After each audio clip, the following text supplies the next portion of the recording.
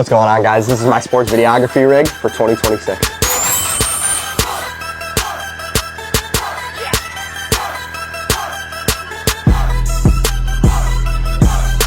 So this is the rig that I've been using for about a couple months, I'd say about 4 or 5 months. As you guys might already know, I recently actually upgraded to the Sony FX6, and pretty much my entire life I've been shooting on the FX30. Thing's been a beast. It was able to handle a lot of the environments for the most part, but just at night I needed that higher dual base ISO of 12,800, so I decided to make the upgrade to the Sony FX6. I want to say I did it around October. I know we did it right before our high school football playoffs, but ever since I bought it, I haven't regretted that decision. It's probably been the best investment I've ever made into my business. So today we're going to be breaking down the Sony FX6, the rig that I used to shoot all my sports games, commercials, short stories, short documentaries, you name it. This is the rig I use for everything. Now I will say though that for daily content, like the stuff I post on TikTok, Instagram, and stuff like that, I do typically use a Sony FX30 just because it's more versatile. It's a little smaller, more compact, but don't get me wrong, both cameras are beasts. And before we continue any further into this video, let me just mention this video is not sponsored by Sony or any other brands that are featured in this video. But yeah, so let's start off with the base of the camera rig. So to start off, we've got obviously the Sony FX6. Thing's been a beast. Not a whole lot to say about it. It's got internal NDs. I've got it kind of rigged out. I don't know if you guys can see on the camera right here. I've got the V-mount adapter on the back of it. I don't really use smaller batteries that come with it. I kind of just use V-mount batteries because I go on a lot of long day shoots. So having those V-mount batteries really helps me get through the day. Yeah, Sony FX6. I'll put the price of everything and link everything down in the description as well. Pretty industry standard. Love it ever since I got it. And with the Sony FX6, obviously it has to come with a mic. If I'm gonna be honest, I don't even really know what mic this is. I kind of just got it off of Amazon. Obviously XLR microphone, pretty high quality. Once again, pretty industry standard. But if you're looking to get an FX6, just make sure you're getting an XLR mic. That's one thing that I couldn't recommend more. Just make sure you're not cheaping out on things. But yeah, microphone, there it is. And then from there on out, we'll go into kind of the accessories before we get into lenses.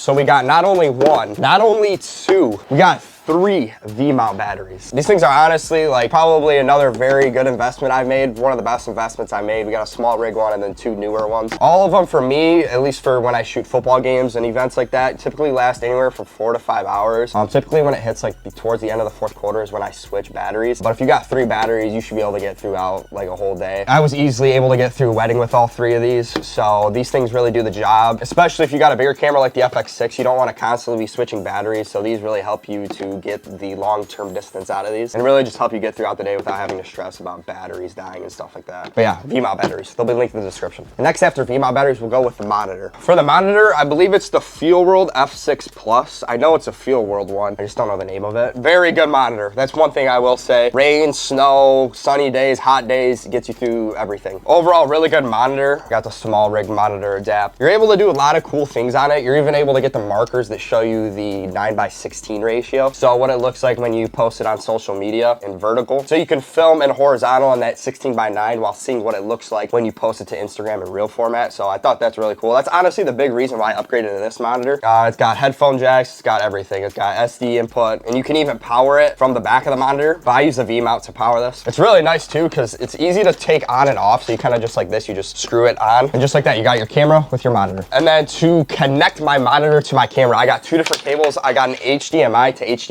One of them is cornered, so I can plug that into my monitor and kind of loop it around. And then here's this is D-tap plugged into the monitor to actually power the monitor. So this is kind of the most efficient way, at least that I've found, to power both the camera and the monitor at the exact same time. So I just plug the HDMI cord into the camera on the side right here, loop this around the microphone, and then I plug this into the side of the monitor. So that way you have the connection to the monitor from the camera. Then from there, we actually have to attach the V-mount battery. So you attach the V-mount battery like that, you just hook it onto the camera, and then on the side of the V-mount battery, there is another D-tap. You plug the D-tap into the side of the battery, and then I go like this and I loop it around the microphone as well, and then I plug it into the top of the monitor. So as you can see, we got power into the monitor, and then we got the connection source from the camera to the monitor. Now from there, I've got the V-mount battery, I've got the camera, I've got the monitor, everything's all set up. Now all we need is the lenses. Unfortunately, I cannot show you the prime lens that I use for pretty much everything that I use, but I'll do some B-roll shots of that lens because I'm actually using it to record right now. So my main lens that I use for everything from pre-game to post-game to interviews, stuff like that to get the wider shots. I use a 24 to 105. I will mention I am planning on upgrading to a 24 to 70 soon, or possibly even something wider than a 24 millimeter, but that's to come. So that's what I currently am using right now. But other than that, as far as lenses go, I have two other lenses that I absolutely love. These have been with me pretty much ever since I started filming, and these lenses are the Sony 70 to 200 and Sony 100 to 400. These lenses, I mean, pretty much speak for themselves. Both G Master lenses. You got one that's a 70 to 200 ultra sharp. It's the first version, it's not the Mark II. And then I got the 100 to 400. You're able to get that really far range. So if you want to get a close-up shot of somebody's face or just someone that's far away, you're able to get that with the 100 to 400. Two lenses. This is probably the best lens combo in my opinion that you can get, because you've got one that's really sharp and then you got another one where if you want those close-up shots, you're able to get those as well. So if I'm sitting in the back of the end zone, I'm typically rocking a 70 to 200 just because those players might come up to me. If you get a running back that's running right up to you, you don't want to have a 100 to 400 on. But then if you're on defense and you want to get a linebacker maybe over all the line, or just somebody up close, maybe even punch into that 120 FPS, you're able to use the 100 to 400 to get those really close cinematic shots. And for this case, we'll put on the 70 to 200. Pop it off like that.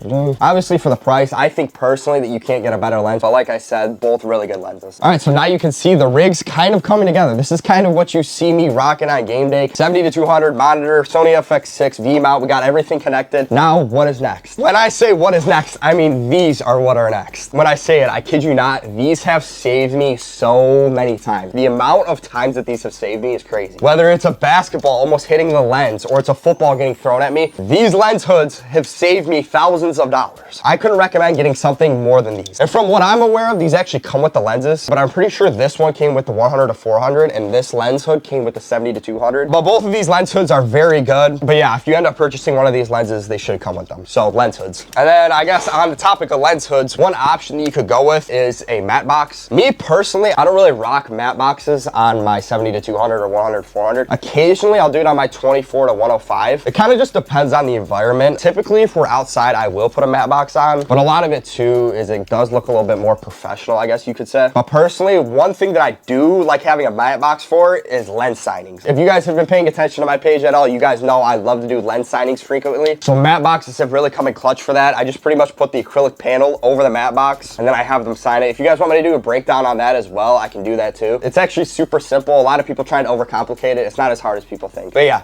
matte box. And on the topic of that, I currently am actually rocking it right now. Rode mics. Rode mics are very good. A lot of people have tried to get me to switch to other brands, to other mics. Personally, Rode mics are what works for me. And it's actually sick too because the Sony FX6, or I should say Amazon, they actually sell an adapter that plugs straight into the Rode mic into your camera. So you have an XLR input straight to a Rode output. So it's actually kind of sweet how that works. So I can mic up players. I can capture the audio from the XLR mic and the Rode mic at the same time if you got two different tracks like you do in Premiere. But yeah, Rode mics. And how could I forget the one and only Ray-Ban Metas? These things have generated me thousands upon millions of views. I'm 90% sure that these have actually generated me more views than this camera has. I'm sure a lot of you guys probably see these on TikTok, Instagram, wherever you name it. These are super convenient. All you do is got to put them on your face, hit record, and like that, you have one reel made for you. I typically rock these on game day. I'll even rock them during like pre-game, post-game, just to get like pretty sweet POVs, I guess you could say. Not a whole lot of people are able to see what you see unless you're filming it from something like the Ray-Ban Metas. But for me, I ended up actually getting the transition lenses, so they transition when you're outside in the sun, and they stay clear when you're inside. But Ray-Ban Meta glasses, these things are really good. Couldn't recommend them anymore. All right, if you guys have been following me on TikTok as well, you guys know I do a couple TikTok shop videos, and you guys may have already seen these, but let's get into storage devices. I'm not gonna go too deep into this just because I actually plan on making a separate video on how I store all my videos. But for storage, I do have the SanDisk SSDs. I have one that's 1 terabyte, another one that's 8 terabytes, another one that's 1, and another one that's 1. So 3 1s and 1 8. If you guys do watch my next video, you guys will actually find out why I do have a 1 8 terabyte one. These things have never failed on me. Really good SanDisk SSDs. And then for SD cards, I'm actually using the Lexar professional cards. I've got 2 of them, and then I've got other SanDisk cards. I've got one that I'm actually using in my camera right now to record this on the FX30. For me, I like to go on the higher end of gigabytes. For these are both 512 gigabytes. For me, I shoot in the lower codec on my FX6 just because with the projects I'm doing, I can't really have big files when I'm constantly having to edit them. So when I shoot in the lower codec, these are able to get me through whole days pretty much. If I'm gonna be honest, these have never really maxed out for me. Even through weddings, football games, whole day documentaries, you name it. These have kind of got me through the entire day. For me, 512 gigabytes is perfect. I don't think personally I need any more than that. And the write speed on it is amazing as well. So for SD cards, I'm using the Lexar Professional SD cards. As far as camera rig, I think that that's pretty much it. You got everything right here. And it wouldn't be a DRFX video if I didn't have a drone included into the video. So this is the case for the DJI Air 3S. It comes in a really nice case. Honestly, it's able to be transported into a lot of different places. We'll start off, it comes with a controller. Love this controller, really easy to use. It comes with a 3-way battery charger. So you're able to put 3 batteries in this one charger and charge them all at the same time. Really helpful for long shoots if you want to fly your drone for a long time. And last but not least, we actually have the drone itself. This drone is a beast. If you've been staying up to date with me on social media, you've been seeing me use this drone consistently and constantly. This drone right now, honestly, is probably the favorite piece of equipment that I own right now. Just with the shots that you're able to get, the unique POVs. It's never failed on me as of right now, but you're able to get 4K 60, you name it, this drone can do it. Really high quality drone, love this drone. So that is the DJI drone. And the last thing is the MacBook, what I use to make all these edits and all these videos. Now, if I'm gonna be honest, I don't really know exactly what version of a MacBook this is, but I do know that it is an M4, so it has really high write speeds, really high download and upload speeds. Perfect for video editing, you name it, YouTubers, content creators, you name it. If you need a high powerful computer, this computer is very, very good. But yeah, this is like the computer that I use on the sidelines to upload footage during games. Use it every day, pretty much every day, every hour of the day. But yeah, Apple MacBook. And last but definitely not least, I have the DJI Gimbal. If I'm gonna be honest, I haven't really used this just because I'm so run and gun. I'm constantly having to move. I've used it probably 1 or 2 times. It's very smooth. That's one thing I'll give you. But me personally, just with how run and gun I am with documentaries, films, whether it's a fast-paced environment, I don't really have time to take a camera on and off a gimbal. But like for weddings or even for like banquet videos, I do use the gimbal frequently, but it's just hard for me to say a whole lot about it just because I haven't used it a whole lot. But yeah, this is the DJI RS3 Mini Gimbal. But that's pretty much everything as far as cameras, gimbals, lenses, storage, you name it. That's pretty much everything that's been covered as far as what I use on a daily basis. So yeah, I think that's pretty much it as far as the video goes. This is my full cinema rig. This is kind of what I use on a day-to-day basis. You'll see me using it in different ways. Camera's super reliable. This is what I use. Really love all the equipment that I have, and I'm super grateful that I'm able to have the equipment that I have at the age that I am. But yeah, that's the entire cinema rig going into 2026, or technically it already is 2026, but that's cinema rig for 2026. So if you see me on the sidelines in the future, this is pretty much what I'll be shooting with. I think it's an absolute beast. I don't really plan on having to upgrade if I'm being completely honest. Thank you guys all so much for watching. If you guys have any questions, feel free to drop them in the comments down below. I'll respond to all the comments. I'll have everything linked in the description down below as well. So if you guys have any questions, the links will be down there in the description. And if you guys are ever looking for a videographer, cinematographer to cover your games, your events, help build your brand, feel free to reach out. My DMs are always open. I also have my email. My email is drfxedits@gmail.com. I also have a website that I'm currently rebranding as well right now. So feel free to reach out. There's multiple ways to reach out to me. But yeah, make sure you guys like, subscribe. We're currently on the road to 10,000 subscribers. We may have actually already hit it by now by the time that I post this. But yeah, I'll see you guys in the next video.